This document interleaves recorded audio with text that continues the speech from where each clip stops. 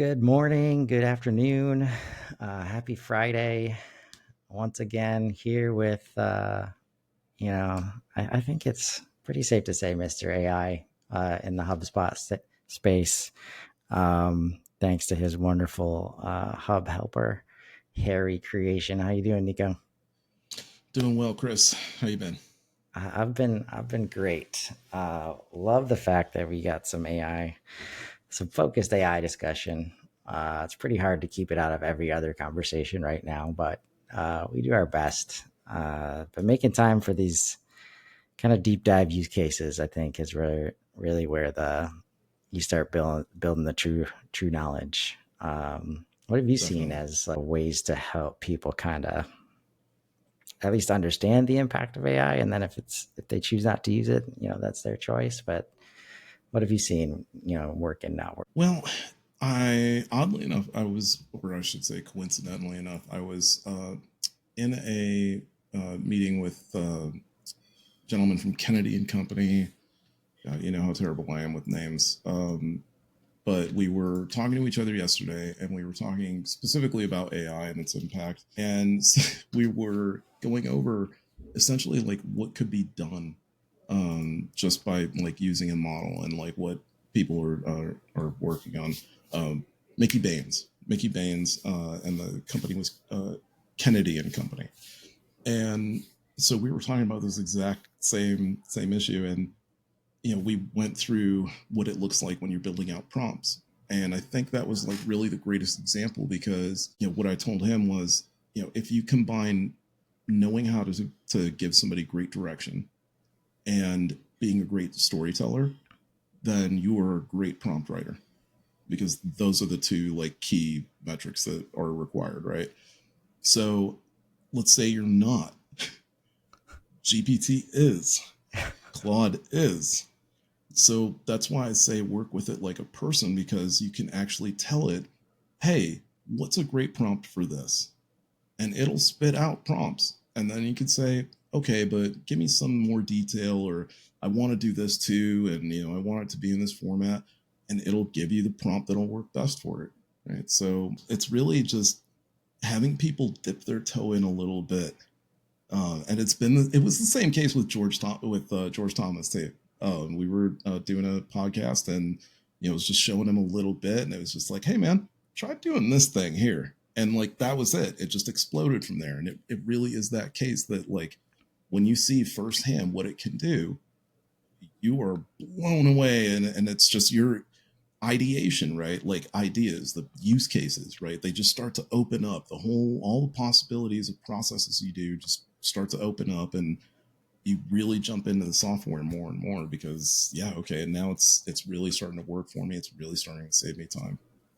Yeah. And for perspective there, now George is comfortable enough to just uh, giving live prompts and responses during recorded sessions like he Yeah, was but he doing is really tearing it yesterday up now. masterfully. Yeah. Because yeah. And that's like the key, like with a lot of this stuff, whether it's HubSpot, AI, any other tool, um, I try to, usually there's people are smart. They've been successful for a reason. Mm-hmm. Like it's just kind of finding that thing that helps get them over the edge. Like, oh, and then once they get that, I love it when it's like, engineers or these teams that usually aren't in HubSpot and you get them into HubSpot and they just try something. And now the questions come, oh, can it do this? Can it, and like it unlocks, like before that, they have no idea Mm-hmm. what's going to happen when they click the button. And as Right. long as that's the case, most people that are not early adopters and shiny object, guys like ourselves are going to be like, okay, I'll just wait until I see 1,000 successful use cases. Yes. Uh, and then maybe I'll work it in. Right. Right. Right. Yeah, and it goes, especially like when it comes to these things, we're on it, there's iterations, right? It changes like every 3 months, I would say. There's some new development in some way, right? So whether it's GPT having voice mode, then all of a sudden Claude can have attachments too. And now, GPT has memory. Okay, well, Claude has increased its reasoning. Now it's moved on to Sonnet 3.5. GPT goes to 4.0. It's like every 4 months basically, and it makes sense to me only because Bill Gates said it. Like after he first saw GPT-4, his response was, "Whatever you think these models can't do, give it 3 months."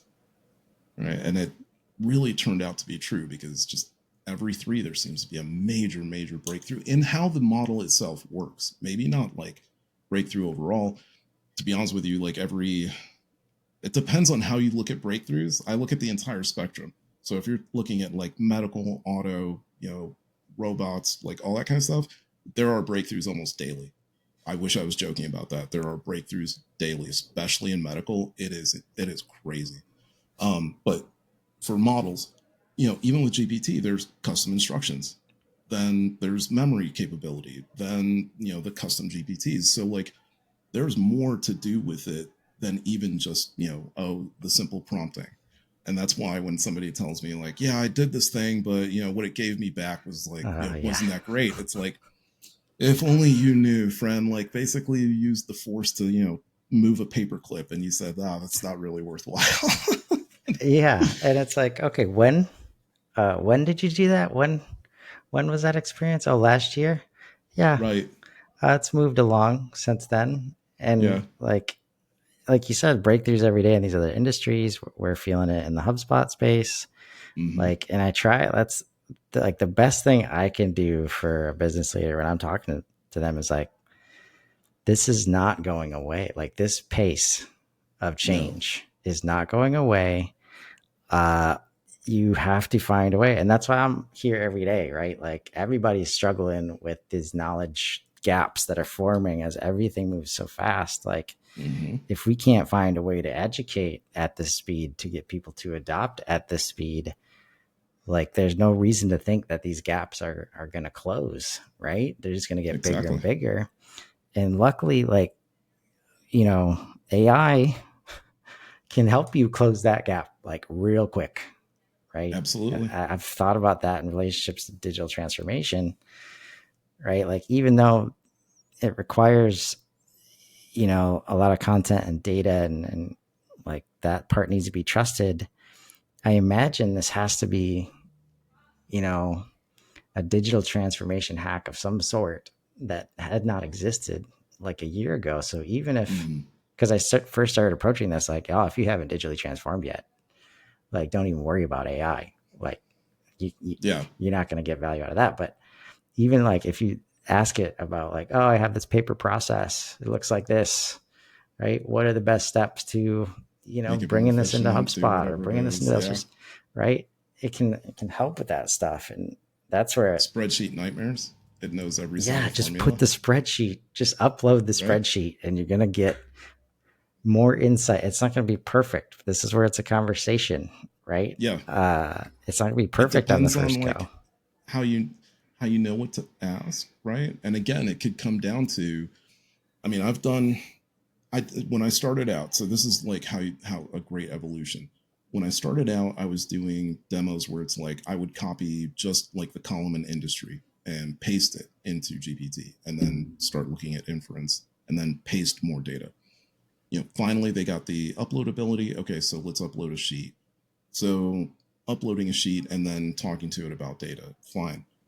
Now it's like putting HubSpot or Hub Helper Harry together and then uploading a sheet and then asking it about inference data against like HubSpot, methodologies. Now you're getting something completely different, right? And it's not just about that. It's also about the fact that you're able to mold it to the industry. You're able to mold it to the business. You're able to use that data to understand where what are the total details of my customers. Like what I've told people is that text write-in fields are back now. Write whatever you want because now you can use this model to understand and infer what it is that people want. You take 200 rows of write-in data of, what do you think of my company or whatever from NPS surveys, all of that stuff. You could put it in this model and get the actual overview of, okay, this grouping likes this industry likes this industry of grouping likes this. And it's in the blink of an eye. It's not, having to take whatever 30, 45 minutes to build the report, maybe, right? If it's capable of doing that, right? So Yeah. Yeah. again, Because in so terms of making much. your life easier, and even when it came to building that report out in HubSpot, you can even ask it, hey, how should I build out this report? What properties do I need? What access do I put them on? And if I'm telling a story about this, what should I tell? How should the dashboard tell the story? What reports should I use? What visuals do they need? Oh, Do they need to man. be, yeah, like all of that? I want to All see of that. that. Yeah, I mean, like that's the thing is whatever people ask me all the time, like, what do you use it for? You know, what do you get out of it? It's almost always hard for me to answer that question because I just want to say everything. Like whatever I Um, want. right. But it does. Sometimes it's difficult to explain it to people. You have to show them, and you have to show them that like it is capable of doing this thing, because just talking to them about it really doesn't do it. I've talked to people about it, you know, a lot, and even somebody that I work with managed to sit with me for like an extra couple minutes the other day, and I showed him something that I was messing around with. It was similar to the demo that we did last time, and after he saw it, he was just like, "Are you kidding? Like this can do that?" I'm like, "Yeah, of course it can. Like it can do so much more than this. Like this is just the tip of the iceberg. It can do crazy stuff." One of our I shouldn't say one of our lead. Gosh, I don't want to get his title wrong, but basically, you know, our nearly C-suite level integrations team leader is uh, he works a lot in React. He's building, you know, out programs for us. You know, we have Distributely and we have Uponent, and Distributely is actually gaining a ton of traction, and that's, you know, pretty much all him and his efforts. And so I was just again playing around. Yesterday we were in a meeting, and I'm like, hey, did you know that Claude can write like almost full programs in React, like instantaneously, and you can preview it and play with it? And he was just like, he sat there for a minute. And while he was sitting there, I was like, hey, Claude, you know, I work in marketing. Could you build me out a detailed marketing dashboard that's interactive and make sure that it's in React only so that I can preview it? Boom. He Wow. was like, "Are you kidding?" And I was like, "Yeah." I was like, "Claude, this is great. Can you make it more? Can you jazz it up a little bit?" Boom. Like, oh, that's pretty cool. Actually, take it to the nth degree and make it like Web 3.0 looking. Boom. Add more functionality. Give me some filtering drop downs. Like, you know, and do I know anything about React coding? Hell no, I don't. Do I know how to ask for stuff? Hell yes, I do. Right? Like, that's how easy using this tech is. So it's like it pains me almost when I hear people and they're just like, yeah, I'm not really into it yet. And it's like, okay, I don't know how much time you were wasting in a day, but it is a lot. That's all I Right. can assume. Yeah. And that's where it's like, it's easy for people to hear that and be like, oh, I'm a React developer. And like now my job is in jeopardy. But like in reality, you're just, Something like that. it's like what just came to my mind is like when you learn English or you learn a language, you're at a base level. But Mm-hmm. now, after years of using it, like I have nuance the way I speak. I learn different Yep. ways to say things to different people in different situations, Yep. right? Without Man, that that is the base, best way of explaining that. That's genius. That is the best way of explaining the evolution of what's happening. Yes. I That's try. amazing. No, I I try. mean, that's absolutely amazing, because people ask me a lot, like, okay, but what happens to jobs? Me and my brother debate the next 10 years constantly. And he's like, okay, I understand. You know, AI is going to take over, you know, 50, 60% of jobs. But, you know, then what happens? What do people do? And I was like, just overall, I'm like, creativity just explodes. It just explodes. And creativity becomes sort of the new thing you do every day. Like everybody wakes up to go to work right now. Like I look forward to, and I think a lot of the people who are building this stuff, they talk about it in this very they've mentioned Star Trek several times, and that makes me giddy, because it's like, oh cool, that that means that these guys are looking forward to a time in which we are doing things because we want to, as opposed to doing things because we have to in order to make money, in order to pay bills, in order to do this other stuff, right?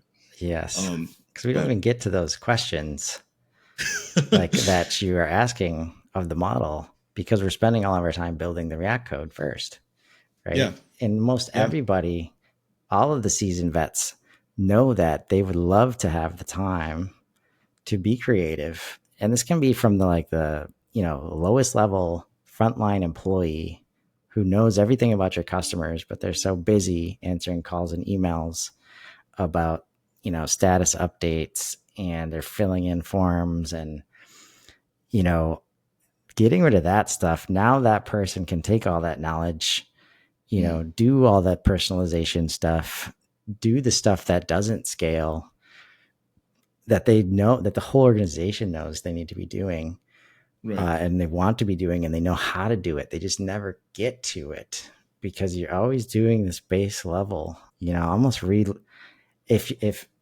if AI was watching you do the thing, they would be like, why are you relearning how to do that every time? Like, you yes, already did yes, that. Why are you doing it 10 more times the exact same way? Like, yes, and we're doing that every day. Right.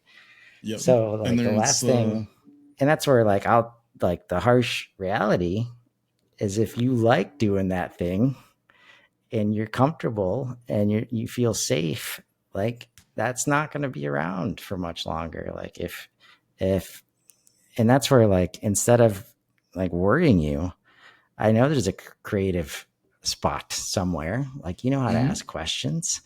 And the cool thing is, like, once you start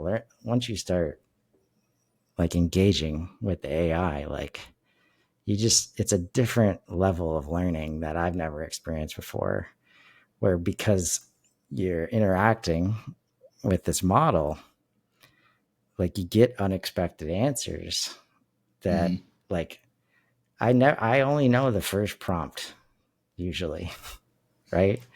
And from there, it's like I might be asking a question I never even thought of until I got that first response from the model, Yep, right? And it's so much fun. it is. It's like chain react. Like it is. It's a chain reaction method of like ideation, and it's unbelievable. Like I said, I was showing Mickey what was possible yesterday, and it's like in 15 minutes we took his entire business, built a duplicate of it, built out an entire campaign for inbound lead generation, um, built out all the emails that were supposed to go with it, built out all the content, built out the entire schedule for social planning, built out all the social posts, like all of that. 15 minutes. Right now, like I told him, not saying that that's copy paste yet, right? But it is so much that, wow, now I have the content. All I have to do is review it, right? I didn't have to do as much writing. All the writing, that's the heavy lifting. That's the heavy lifting work of it, right? And look, I'm not gonna lie. The easiest way to work on this stuff, people think like, oh yeah, but it can't write like me. Okay, then teach it. Create a custom GPT or just have a conversation. You can have a conversation, upload some files, upload a couple docs of samples of your writing, and then tell it, hey, build out a voice based on the samples that I've given you. Tell you what its voice is. It'll give you some stats and let you know. And then you kind of tweak the voice from there if you actually have to. Otherwise, even what I showed, Mickey was like, yeah, that sounds exactly like the way that we would phrase things. And from there, it's like, okay, now you have something that's way closer, at least, to the way that you would write, that you have to do less editing for, right? So, and with Claude, I got to tell you that that model is the reasoning on that model is stupendous. So, giving that some examples to go off of is crazy. It's Yeah. crazy town. No, I've used it a lot to support, these shows. And again, without stuff like that, that's why I push, like, if you embrace this pace, Mm-hmm. right, it forces you to find ways to build the process to support it. Like, if I had to type all this stuff out every time, like, there would be no chance. Right. And then you learn Exactly. as you start to use the tool, you're like, oh, maybe I could use it for this thing too. Or, Mm-hmm. like, maybe I could get to the first response instead of, three responses down the line being the one, that I want. And yeah, it's just like, and until we get to the point and then maybe there's probably another show until we get to the point where people are using AI on the other side to on their behalf, like responding back and forth. Like if you all that campaign stuff, all that business planning, if you don't know what to do with it or when you need to be around when those customers engage with you, right? That's when you are gonna AI is Mm-hmm. not there to write for you necessarily when you meet them in person, right? Right. You focus on that engagement and how you're showing up there and not how you're showing up in emails, right? Yeah. Like that's where the value is. Like, and this personalization, this one to one, the last thing this AI is going to do, even though so many people are starting there with the one to one email, like, good God, like that's not the part that you delegate, right? I don't know. Like, so here's the thing. It may not be. It may not be, or it might be of the mindset of like it shouldn't be. I think that's the best way to put it. Is like it shouldn't be the first thing you go to. But what if you're bad at writing them? Like you said, what if you just started in the career altogether, in the industry altogether? You're not even familiar with writing cold emails. Maybe you're not even familiar with writing a nurture email. You're coming from marketing. You've never written nurtures before. You don't know how to write to a certain audience or whatever. Ideation. Like that's what this stuff is all about, is giving you a framework, giving you an idea of like, okay, here's what it should be like. You should structure it in this way, and have this type of voice about it, and here's the points that you want to try to get across. To what you said earlier, the way in which at least GPT works. Claude is similar, but it doesn't do it all the time.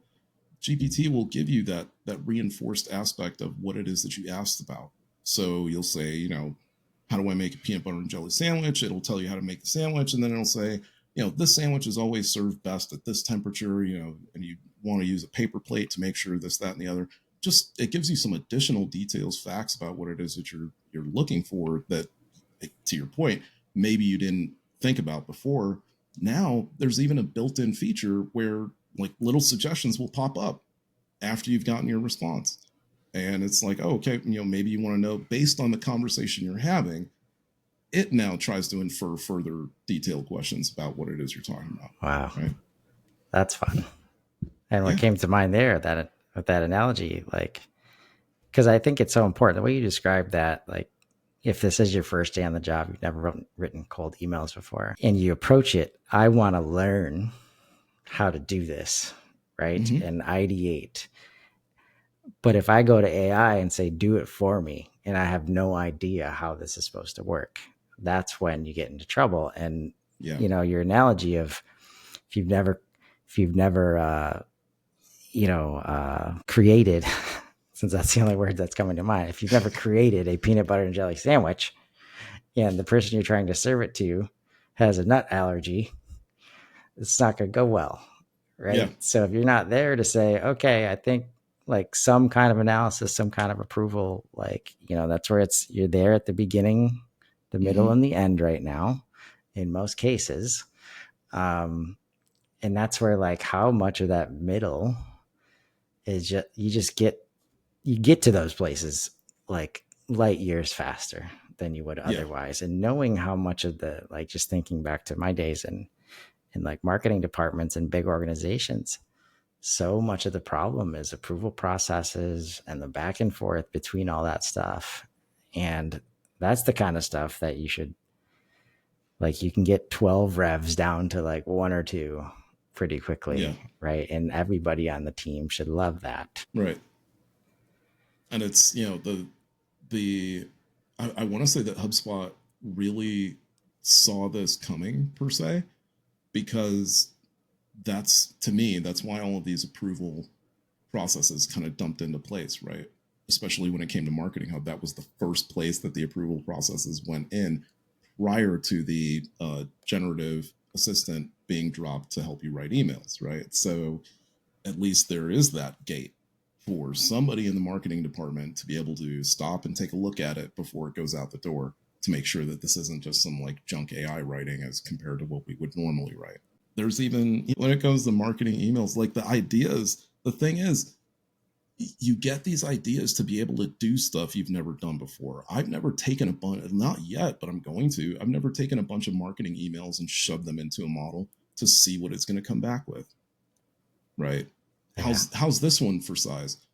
Go sign yourself up for your competitor, collect their emails, put their emails into a model, start to draw the inferences of their emails. If they are higher level than you, put their emails into a model and ask the model, what are the seriously effective aspects of this email? They're doing really well in their industry. Here's the demographic they cater to. What aspects of this email are making them so, like, so effective for their market? Yeah. Or, You'll find out, right? yeah. Or even Something. At least like, you'll have an idea of it. yeah. Or even like, how do we differentiate? Like, how do our emails need to be different? Like, Yeah. uh, yeah, man, as you brought that up, it's like competitive analysis. Like Goes to a probably whole every other level. phrase that has analysis in it. Like if you're You can not do using AI, you can do web comparison analysis in like right? an hour Yeah, tops, it's right?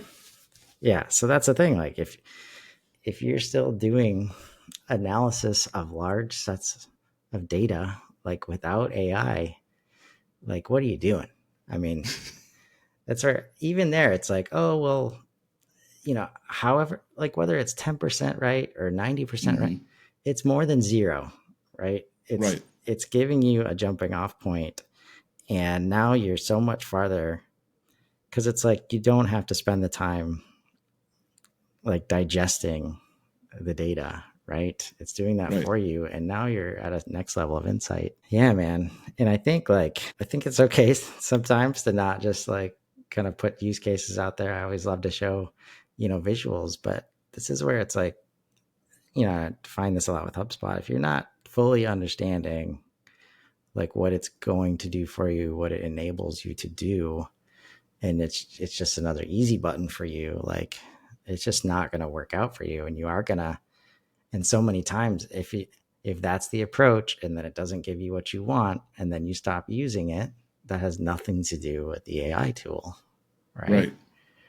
Right. So hopefully this conversation today was helpful. I like setting more of the foundation here, so that next time when we do show use cases, we can have more meaningful conversations. That's why we start with this strategy stuff, this understanding, because without that foundation, we're not building on everything falls apart so easily. You Right. don't get the results that you want. And, we want you to get the results that you want. This is really powerful stuff. So in regards to like adoption, is there any, like, what's the one takeaway that you'd love to, the audience to take away here today? In regards to adoption, I would echo what you said earlier in that this is the way for you to save hours in your week. So here's the formula you have to do in your head. How much you make per hour, how much an hour of time is worth to you outside of work, right? Or even just to get an extra hour back in your day. Times that by the month, and then balance that against $20. And if you think that the total time and money you're going to save in a month is more than $20, then I don't know why you're not at least trying it out. Everyone, I'll say this much: every single person I know who bought a Plus subscription or went with a Pro subscription to either GPT or Claude, not only stayed with it, but within probably an hour, all of them said this was worth it. Yeah, it's quick. And don't tell us you're not doing ROI analysis like that on everything else that probably doesn't even make sense to do that analysis on. So please care about your time. And this relates to headcount and all this stuff. I mean, it's so impactful. So I love that takeaway. And, and that'll be the main theme. Like as we show these use cases, like I think it'd be cool to show like comparisons. How long would this have taken? Right. And Mm-hmm.